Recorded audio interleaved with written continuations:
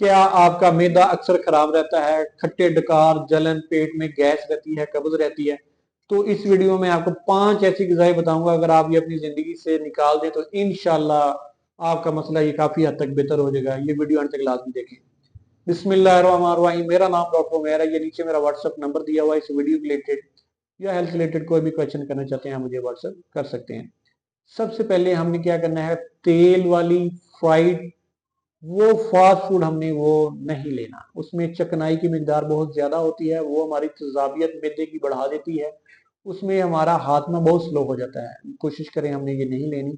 और स्पाइसी चीजें, जैसे हम अगर बिरयानी खा रहे हैं या अगर चावल खा रहे हैं, ऐसी भी चीजें खा रहे हैं, हमने बहुत तीखी मिर्चें डालते हैं स्पाइसी, तो ये हमने नहीं लेनी। ये हमारी स्टमक को डिस्टर्ब करती है, हमारी तेजाबियत को बढ़ाती है। और वो लोग जो कोका कोला या ऐसे मशरूबात जो गैस वाले बहुत ज्यादा पीते हैं, उनका इस्तेमाल नहीं करना। ये वक्ती तौर पे तो हमारे मैदे को सपोर्ट करती है, लेकिन ये हमारी मैदे को बहुत ज्यादा डिस्टर्ब करते हैं, हमारे निज़ाम को बहुत ज्यादा डिस्टर्ब करते हैं। और वो लोग जो काफी या चाय बहुत ज्यादा पीते हैं, इनका यहाँ तक ही फायदा है, इससे नीचे ज्यादा से ज्यादा नुकसान है।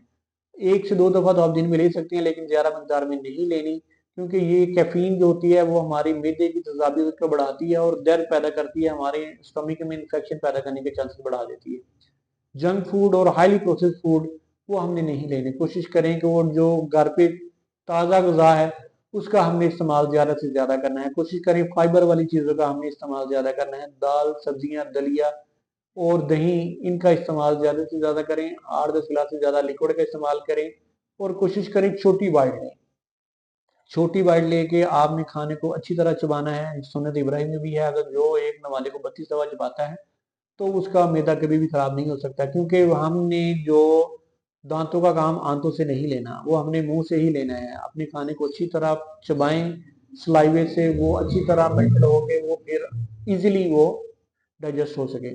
और कोशिश करें खाना खाने के फौरन बाद आपने लेटना नहीं है, और खाने के फौरन बाद आपने पानी का इस्तेमाल नहीं करना। और कोशिश करें 20 से 30 मिनट आप खाने के बाद वॉक लाजमी करें। स्ट्रेस कम से कम लें, रिलैक्स करें, अपनी नींद पूरी करें।